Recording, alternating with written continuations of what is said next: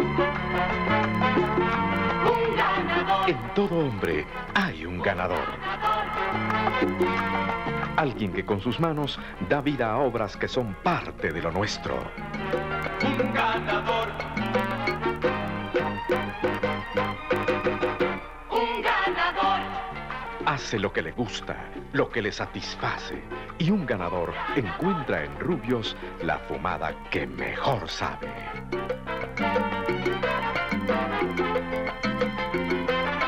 Porque en todo hombre hay un ganador. Tú también fumas Rubios.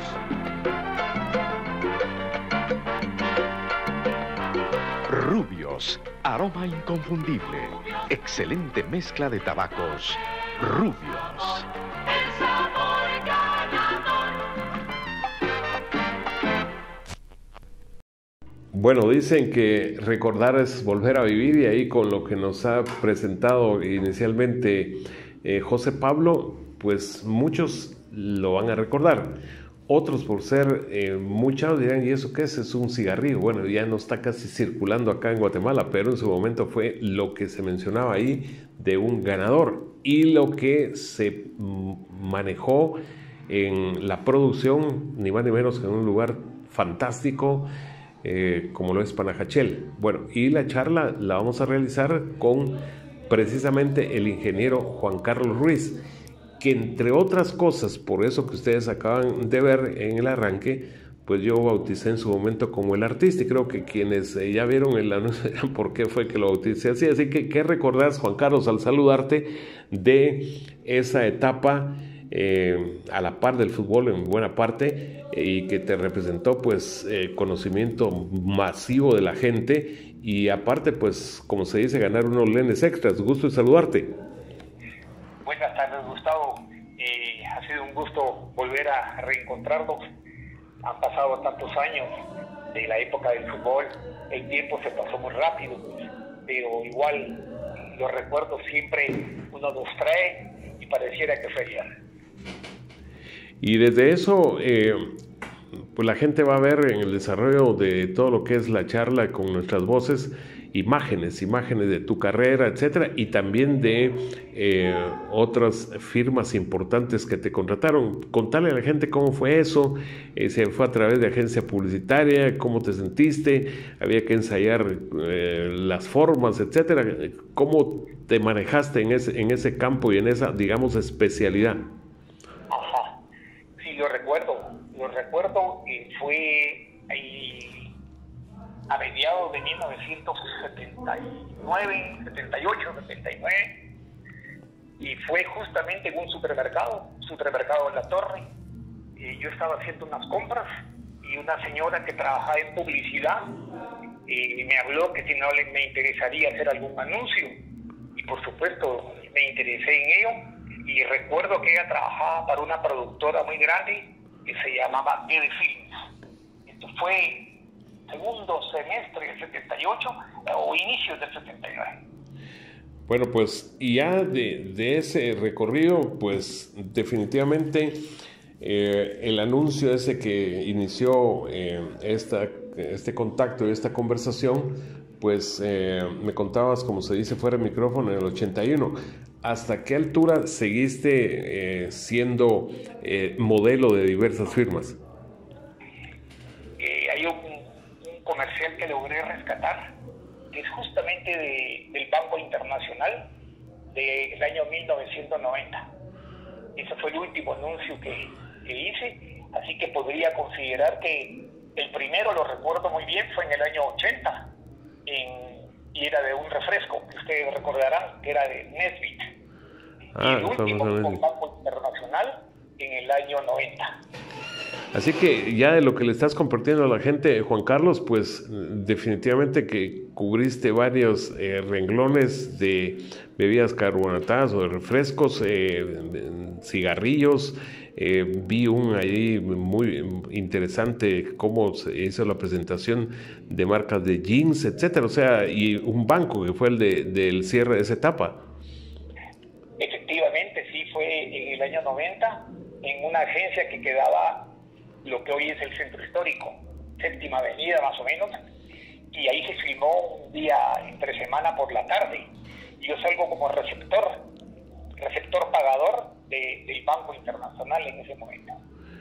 Bueno, realmente interesante. Y así como, por ejemplo, te cuento, porque lo conoces seguro, Pinula Contreras nos contó que su primer salario ahí en comunicaciones fue de 25 quetzales y terminó ganando 60. Eso de la etapa artística, modelaje, te representó buenos lenes, como se dice en términos chapines. Sí, la verdad que un comercial, por ejemplo, el comercial de Rubios, cuando lo terminamos me pagaron en el año 81 600 quetzales, que era realmente un bonito ingreso. Sí, seguro. Y el del Banco Internacional debe haber sido 400, 300 quetzales. En el lugar de mejorar, pues la tasa fue bajando porque hubo mucho más oferta de candidatos posiblemente, o la economía no estaba tan en bonanza, pero el mejor comercial en el cual yo recibí un buen salario, pues fue el de Rubios, un ganador, la versión un ganador. Desde luego. Bueno, pues ahora refresquemos a la gente la etapa deportiva, y también vamos a tocar la profesional por la profesión que tenés de ingeniero agrónomo. Capté ahí unos datos de tu infancia en una finca, etcétera. Contarle por qué, dónde naciste específicamente, y luego esa etapa que hasta qué años más o menos de edad ya te comenzó a hacer aquello de ir tras la pelota, etcétera, y si desde el principio también de los años mozos, como se dice, o de niño, ya siempre al arco. Es una etapa realmente muy linda, Gustavo, porque mi padre fue un hincha del Municipal toda la vida, y entonces él al equipo de la finca le puso equipo municipal, Club Municipal Finca Asunción. Yo viví en la Finca Asunción toda mi niñez, desde que nací hasta el año 78. Entonces, las fotos que yo te envié de mis inicios, yo tendría tal vez 10 o 12 años de edad. Y la mayor preocupación de mi madre era que me dieran un mal golpe, porque yo ya estaba jugando con los adultos, pero cosa que gracias a Dios nunca sucedió. Y así es como yo empecé con el equipo de la finca. Mi primer torneo, lo recuerdo muy bien, oficial, fue organizado por una finca muy grande que se llama San Andrés Osuna. Famosa. Era una finca de gobierno y ahora es la comunidad agraria San Andrés Osuna. Ahí un campeonato precioso donde participaron 6 fincas. Entonces yo empecé con el equipo de la finca ahí. También participé en algunos torneos en la finca Morelia, que era otra finca de gobierno, Santa Sofía. Y yo recuerdo mis primeros tanes de 10, 11 años jugando con personas adultas. Pero como dije al inicio, salí bien librado porque nunca tuve un golpe que me pudiera repercutir en el chupuro. Porque de repente tu mamá con un golpe así dijera, ya no jugás. Exactamente, era de esperar que me prohibieran jugar hasta que tuviera por lo menos unos 17 años. Yo empecé, las fotos que podrás ver con el equipo de Municipal, yo estaría en 4º grado de primaria o 5º grado de primaria, 10, 11 años de edad. Y lo que te preguntaba también, Juan Carlos, ¿siempre o desde los inicios de arquero? Sí, la verdad que sí. Yo siempre jugué de portero y es más, mis compañeros del liceo, les voy a compartir esa foto que te envié para que vean que yo no fui alguien que se improvisó en su carrera deportiva, porque yo ya era portero desde la edad de 10 años de edad. En el colegio donde yo estudié, que es el Liceo Guatemala, pues obviamente ahí no llegué como portero, sino llegué como delantero. Y ahí hice mis tanes como delantero, pero había buen elemento en el arco. Entonces materialmente era muy difícil pelear la titularidad. Pues interesante porque ya conoces casos, por ejemplo, como de Rogelio Flores, le fascinaba salir al ataque y jugar de delantero, el Gato Estrada, Trigueño Foster, etcétera, y no todos iniciaron precisamente ahí en la portería. Hablando de que sí era tu puesto desde que comenzaste a involucrarte en el fútbol, ¿qué fue lo que te llamó la atención del arco? No sabría, yo creo que fue el contacto con el balón, la necesidad de tener el balón en la mano. Inconscientemente yo creo que era un gozo tener un balón, y eso era algo que se empezó a generar como una necesidad, y así fue como yo me hice portero. Pero yo sí recuerdo que mi padre tuvo mucha relación con los hermanos maristas por el colegio, por el Liceo Guatemala. Ajá. Y ellos ocasionalmente llegaban a la finca, y los hermanos eran futbolistas natos. Y bueno, ¿no? Uno de ellos muy famoso, el hermano Gainza, me vio una vez porterear de niño realmente, y él dijo que yo tenía muchas cualidades para ser un portero, y tal vez se lo tomé en serio. Tal vez esa opinión, ese comentario me motivó a jugar el arco, como al final fue en mi vida de adulto. Ya dentro de eso, del traslado, por ejemplo, a jugar formalmente y demás, y al arco, y que hayas tenido la oportunidad de hacerlo, por ejemplo, en Municipal, que del equipo lo mencionaste muy profundamente de tu padre, ¿cómo la tomaron y cómo te sentiste, incluso en lo personal, de poder estar en el arco de un equipo como lo es y una institución de tanto arraigo como los Rojos? Fue un proceso que lo voy a resumir, Gustavo, en breve. Cuando yo terminé el torneo Interfincas, hubo un torneo en Pantaleón. Se jugaba el campeonato intermunicipal del departamento de Escuintla, y Chinalá no tenía equipo. Entonces la municipalidad le habló a los directivos de Pantaleón si ellos podían representar al municipio. Y entonces los directivos de Pantaleón habían sabido de ese torneo Interfincas en San Andrés Osuna, y me hablaron para jugar. Por eso te adjunté una foto que me envié, que es la foto de 1975. Yo estaba en quinto bachillerato todavía, en el colegio, y ya jugué todo el torneo intermunicipal con el Ingenio Pantaleón, y recibimos 5 goles en contra, en 14 partidos. Tengo presente la saga: Guayo y Álvaro Reyes de centrales, Hernández de lateral izquierdo y Herbert Godoy lateral derecho. Esa es una saga impenetrable. Impenetrable.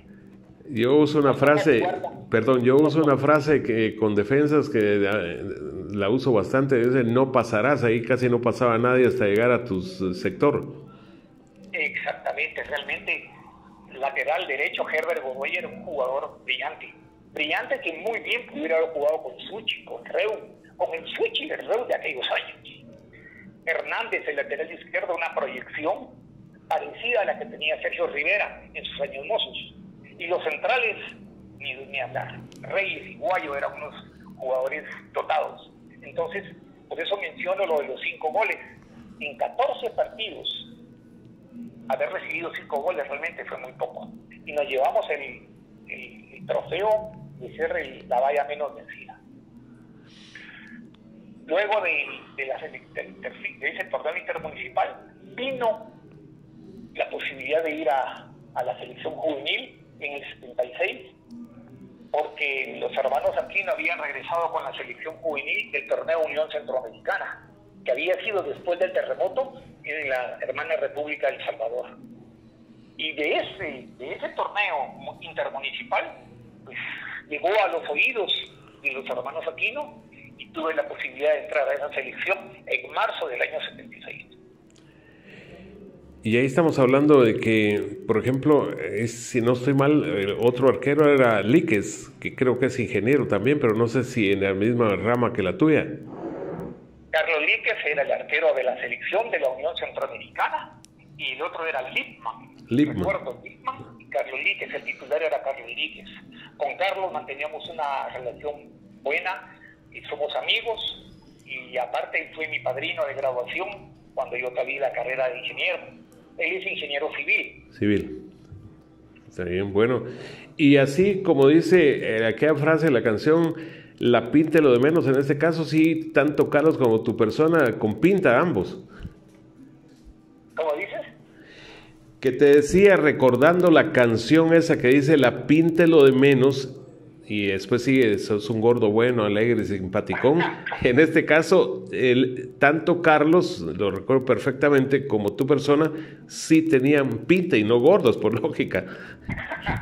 Sí, no, Carlos tenía mucha pinta, es cierto. En ese tiempo se usaba el cabello largo, pues estábamos hablando de los mediados de los años 70, y Carlos tenía mucha pinta, la verdad que sí, y la siguió teniendo, y yo creo que la seguirá teniendo, porque lo que natura te da, Salamanca no te regala, dice un refrán viejo, ¿verdad? Desde luego. Y me veo con Carlos ocasionalmente. La última vez que nos vimos fue tristemente para el sepelio de nuestro amigo Oscar Enrique Sánchez hace un año. El conejo. Sí, ahí te vi una foto emblemática porque estás ahí en abrazo con Walter Manía Villatoro, que lo acabo de entrevistar a nivel propiamente de radio y que el 5 de diciembre va a llegar a 90 años. ¿Tuviste oportunidad de estar definitivamente ya con Walter como siendo tu técnico? Claro, sí, tuve la oportunidad de estar con don Walter en Bandegua en el año 88 y él realmente fue artífice de que el equipo de Bandegua llegara a 20 fechas invictas para ese torneo. La verdad que él pudo conducir el equipo muy bien, creó mucha armonía, era un referente para mí, como lo traía yo con Salvador Pericuyo en Finanzas Industriales 81-82. Y siguiendo el hilo del relato de tu llegada al fútbol ya profesional, después de esa selección del 76, ¿cómo se llegó a tu estreno ya en un fútbol, digamos que ahora se llama profesional? Cuando regresamos de Puerto Rico, olvidé un pequeñito detalle. Dale. En ese torneo intermunicipal tuve como rivales a Jorge Fernández, más conocido como La Chana Fernández, y a Adán Paniagua, que jugaban con el equipo de Salto en Escuintla. Con ellos fuimos compañeros en la selección juvenil en todo el proceso, también en el viaje a Puerto Rico. Para el regreso, algunos jugadores fueron tentados. Edgar Campos fue uno de ellos, con Caminos FC, al igual que Paniagua. Byron y Chana se fueron para los Cremas ya en el 77. Yo incursioné con la selección juvenil, que fue a unos Juegos Centroamericanos en el 77, que fueron en El Salvador, con los hermanos Aquino también. Y fue hasta en el 78 que llegué a la Liga Mayor por medio de un amigo que recuerdo mucho. Compartimos juntos la línea, que era Tirso Rosales. Tirso. Con Tirso jugamos en el RGM en el año 78. Estando en el RGM, surgió un imprevisto en Municipal y don Luis Gris Prieto comentó la necesidad de llevar a un arquero. Marcelini Morales, que es mi amigo, con el que seguimos la relación, él le mencionó que yo era integrante del RGM en Escuintla y que el equipo no había clasificado para la hexagonal o para la octogonal que se jugaba en ese tiempo. Y entonces yo estaba recién salido del RGM porque no habíamos clasificado. Entonces Marzo finalmente me llama un día y me dice que tengo una cita con don Luis en el Sejusa. Eso fue exactamente en agosto del año 78. Y ahí se inició todo.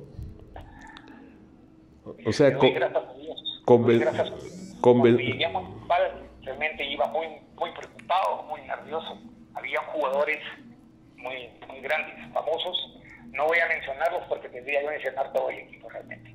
Pero llegué a Municipal, hice unas prácticas y la mayor satisfacción que tuve fue cuando Gris Prieto, cariñosamente, Gris Prieto, don Luis, dio el sí a la directiva de ese entonces cuando estaba don Gilberto Cristales Bocanegra.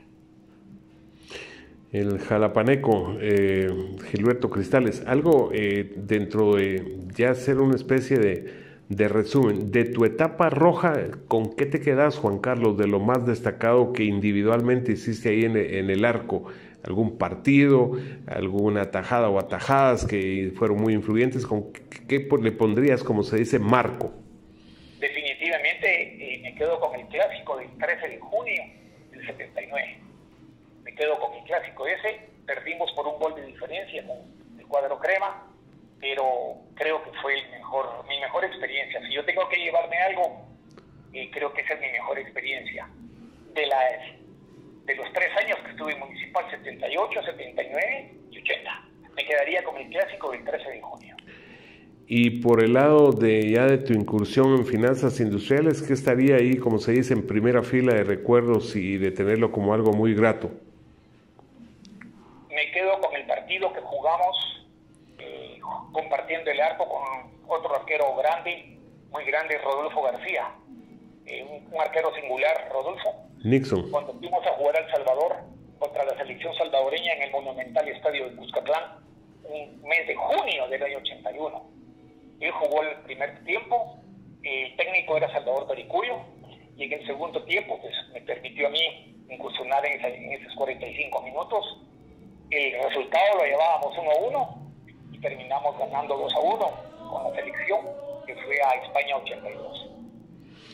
La de Pipo Rodríguez, famosa, y bueno, y eso que antes se hacía un poco más de jugar equipos con selección. Aquí recordarás que vino varias veces la Alianza El Salvador a competir con selecciones nuestras. Dentro de lo que vino después y todo lo que restó de tu carrera en el arco, y particularmente ya hablaste un poco por tocar el tema de Manía Villatoro, ¿qué te quedas de esa etapa con otro de los muchos equipos lamentablemente desaparecidos ahora que fue Bandegua? Bandegua fue una etapa muy, muy buena en mi vida. Yo tengo que reconocer 2 etapas, Gustavo. El inicio del 80, con finanzas industriales, 81-82, y el final de la década, 88-89, con Bandegua. Bandegua fue una familia, una familia. El ingeniero Mario Mena en ese tiempo, un promotor muy grande del fútbol y de la costa norte, especialmente, y inclusive teníamos una casa, la Casa Club. Era una casa de las casas tradicionales de la industria bananera de aquellos años, una casa preciosa, y ahí se formó una gran camaradería. Si realmente no éramos muy dotados, éramos una gran familia.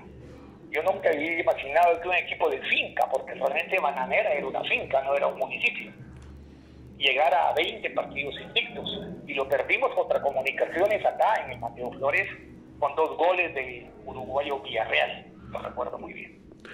Sí, tenés muy, muy fresca y fantástico eso de tantos detalles de fechas y de nombres. Ya globalizando tu carrera, Juan Carlos, y recordando tus características, etcétera, ¿qué le puedes compartir a la gente de lo que consideras que fueron tus características más singulares, en este caso las más destacadas dentro de ese puesto tan específico, el arco que comenzaste a jugar y a conocer desde tan pequeño?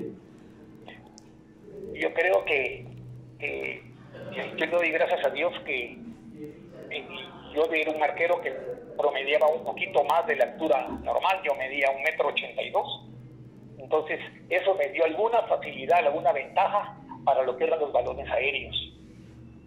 Pude haber tenido algunas fallas porque definitivamente los tuve, pero creo que yo una vez capturaba el balón y era muy difícil que el balón se me soltara de las manos. Yo caía con el balón y generalmente tuve la suerte de saber caer. Nunca tuve una lesión de brazos, de hombros, nada.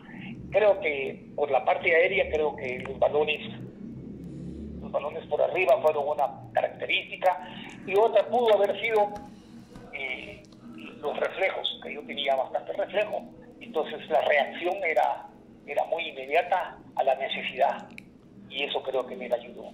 Pensaría en esas 2 cosas. En el juego del área no me fue fácil.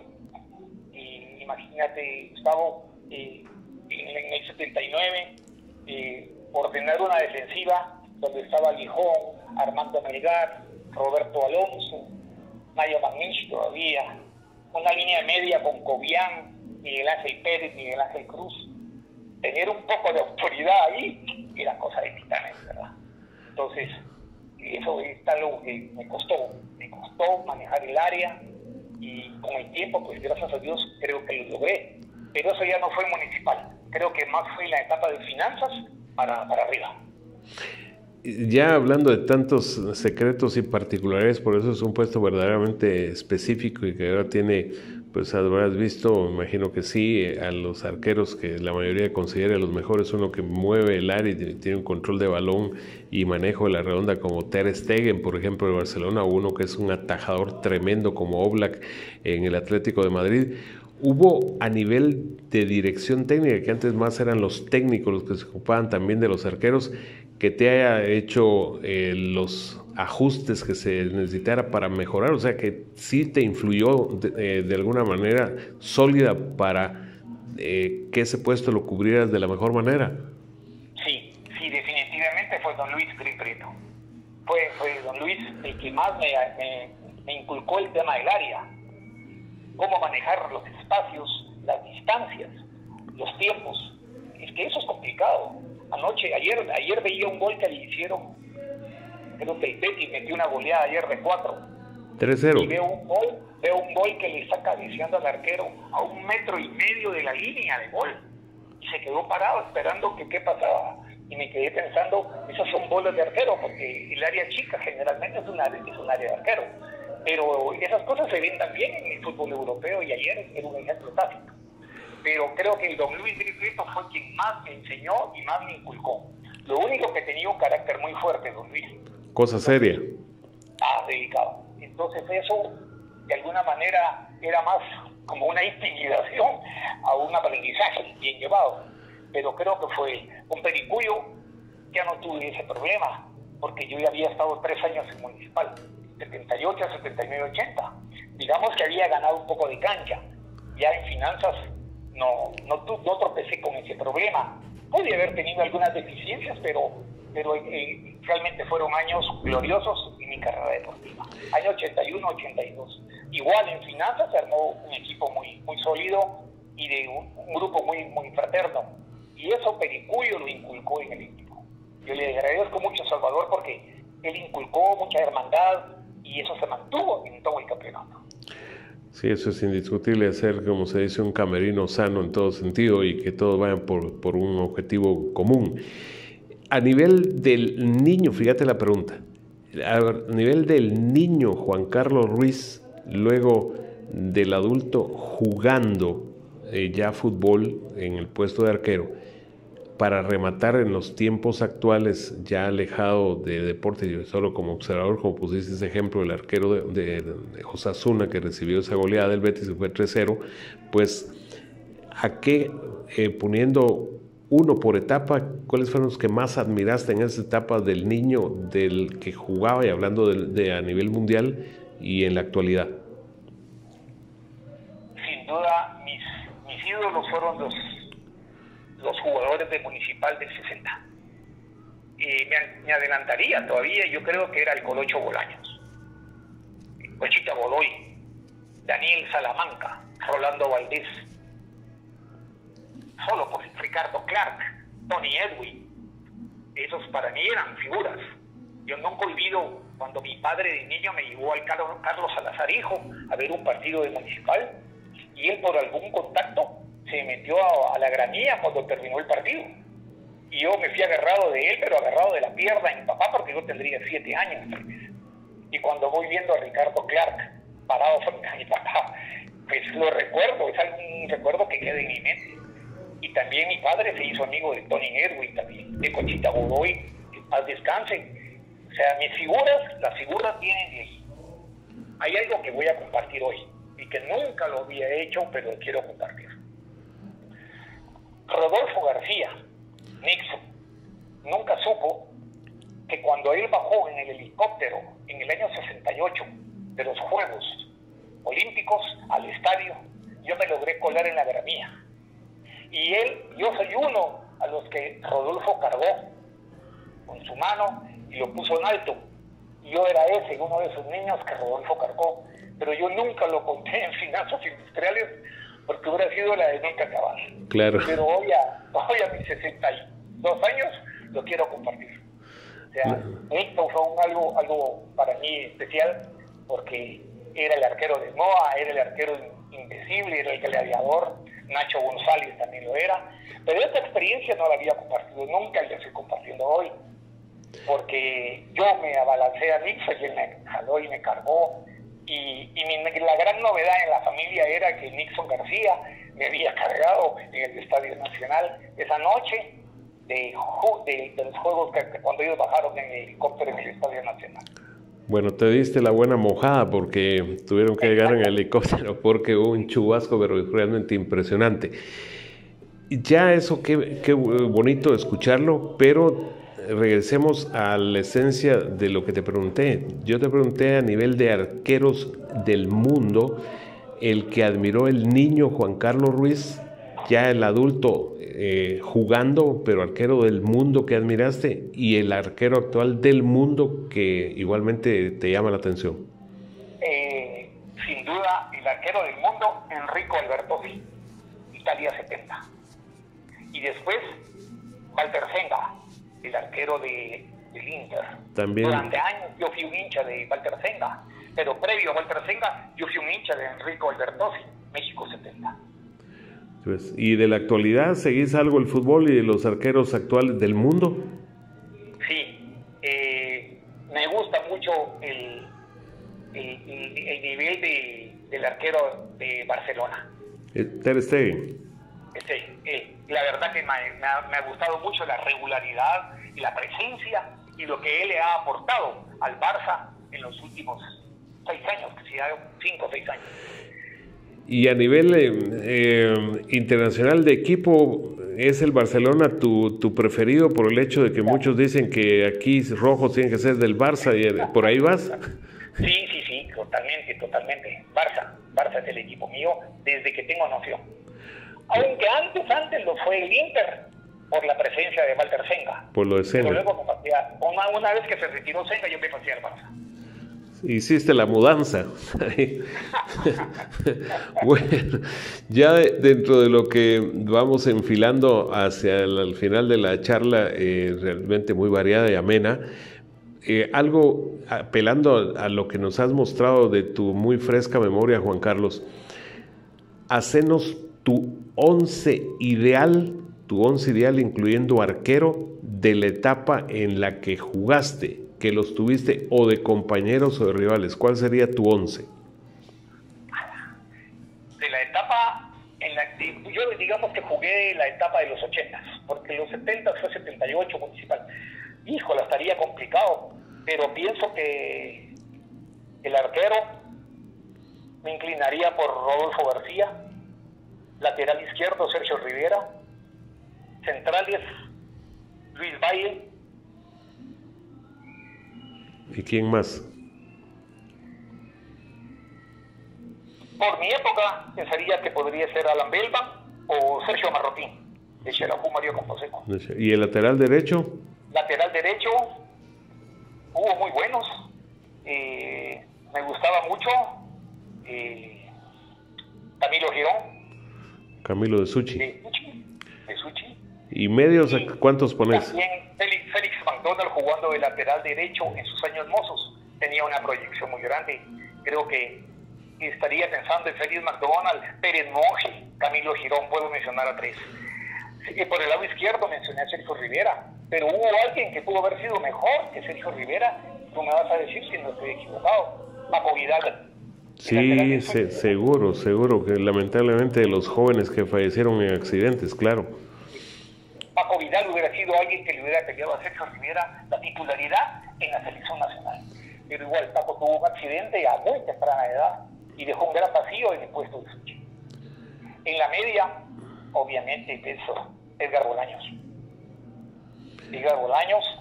Me gustaba mucho Leonzo Contreras, pero no tenía la continuidad que debió haber tenido para haber sido la figura que él tenía, porque era un jugador para mí muy bueno. Leonzo Contreras, pero no. Como titular creo que Edgar Bolaños. Y pienso en otro, que es contención por supuesto, pero Eduardo Santana. Brasileño. Estoy pensando en la media de Shela, Paloma Valdés, Eduardo Santana y Rolando Aguirre. Que acaba de fallecer, creo que te enteraste. Lamentablemente acaba de fallecer, fue mi compañero en Municipal 83, cuando José Ángel y Duarte era el presidente honorario del Municipal. En la otra parte de la media, Jorge Fernández, Jorge Fernández, no me queda duda. Y es que la verdad había muy buenos. En Suchi, pues, Walter Claverín era un jugador excelente. Y me mencioné también a Shell, Eduardo Santana, Aguirre, Edgar Bolaños, Jorge Fernández, el Conejo Sánchez, por supuesto. O sea, hay mucho de dónde escoger para la etapa que me tocó jugar. Y adelante. En la punta izquierda, indiscutiblemente, creo que es Bayro Pérez. Bueno. En el 9, Ramón Alberto Ramírez. El tanque. Me estoy guiando casi que por el cuadro crema, pero porque yo estuve de rivales muchos años. Sí, no, seguro. Y reconozco que ese equipo era casi la selección nacional en aquella época. Sí, no, eso es muy bueno, porque estás usando criterio analítico, no de corazoncito tanto. Sí. Muy bien. Y reconozco que Reu fue un gran animador, pero no tuvo la persistencia en figuras como lo tuvo Comunicaciones. Así es. Reu fue un gran animador. Suchi tuvo buenos jugadores, pero me quedo pienso en los dos uruguayos, José Luis González y Eduardo Méndez, por ejemplo. Pero entonces hablemos de los dos uruguayos de Amatitlán. Alonso y Rivaga. Y Rubén Alonso. Entonces me quedo ahí que es complicado poder darle a alguien en lugares en específico, ¿verdad? No, y es un pasado y con los nombres que has hecho desfilar que es diferente al presente, donde hay en algunos puestos y demás, donde hay que buscar con lupa a alguien que tenga un verdadero nivel como para figurar de esa manera, incluso la limitante que sabes que hay ahora de puntas de delanteros de peso. Ahí está, por ejemplo, el Flaco Jiménez, que directamente por lesiones ya no ha estado, cuando regresó de las mismas, muy severas en el nivel que llegó a insinuar en sus primeros pasos, y te hablo de alguien zurdo y todavía muy joven ahí en Municipal. Ya en otra faceta, vi una foto que creo que está todavía en tu perfil de WhatsApp, ahí con un gigantesco helicóptero atrás. Contale a la gente esa etapa que tuvo algo que ver con uno de los desastres naturales acá en el país, el Mitch. Exactamente, Gustavo. Esta foto es de una respuesta que logramos gestionar con el apoyo de la Embajada de Estados Unidos para gestionar la traída de 2 helicópteros Chinook de Honduras. Y esa foto pertenece al 4 de febrero del año 99. El Mitch fue finales de octubre, primeros días de noviembre del 98. Y esa fue una respuesta que se pudo hacer con la coordinación y el apoyo del grupo militar, creo que es de Estados Unidos, que son los que mandaron el helicóptero. Fueron 2 helicópteros, pero con el apoyo de Fonapaz. Yo trabajaba para Fonapaz en ese tiempo y la administración de Alberto Irigoyen. Y hay una anécdota ahí, que una vez llegué a una aldea que se llama San Rafael y se me complicó un poco el acceso a la gente, porque había mucha necesidad, pero había un poco de rechazo al apoyo. Y se me ocurrió decirles: miren, yo me llamo Juan Carlos Ruiz y yo estuve aquí hace unos años jugando, y resultó que casi todos los del comité sí sabían de mi nombre, pero ya habían olvidado mi rostro. Y cuando le dije que yo era Juan Carlos Ruiz y hablé de Bandegua, las cosas se me facilitaron un montón. Recuerdo la aldea, se llamaba San Rafael, y esa es una crónica que me quedó en la mente siempre, que si yo les hubiera mencionado a ellos mi nombre, tal vez se me hubiera facilitado desde un principio poder coordinar el apoyo que teníamos que llevar a esa comunidad. Lo del helicóptero pues fue sumamente importante. Quiero compartir muy breve que 4 viajes que hicimos a San Francisco del Mar pudimos trasladar 130 toneladas de producto. No. 130 toneladas jamás los hubiera podido trasladar yo en una lancha tiburonera. Y con el helicóptero lo hicimos en 4 viajes. Fantástico. Pues felicidades por ese gesto, ese tipo de iniciativas y demás. Y ahora pues, nos queda, como se dice, el nightcap, deseándote lo mejor, Juan Carlos. ¿Cómo has driblado o has venido driblando al COVID? Y con eso concluimos la charla. Me ¿Podrías repetir la pregunta? ¿Cómo has venido haciendo para driblar al COVID-19? Reposo absoluto. Reposo absoluto. No hay otra forma de prevenirlo. No he podido salir de mi casa, excepto al supermercado cuando voy con mi señora. Desde el 15 de marzo, sería domingo. Desde el 15 de marzo empezó este encierro. Yo le llamo encierro, otros le llaman confinamiento, pero yo creo que es la única forma de tener un poco de ventaja respecto a la pandemia. Yo de verdad invito a todos a que hagamos el esfuerzo por conservar la vida, porque la vida pues, solo es una y en cualquier momento se nos puede escapar. Y esa es la forma que lo he reservado. Reposo absoluto, y así se me han ido 4 meses.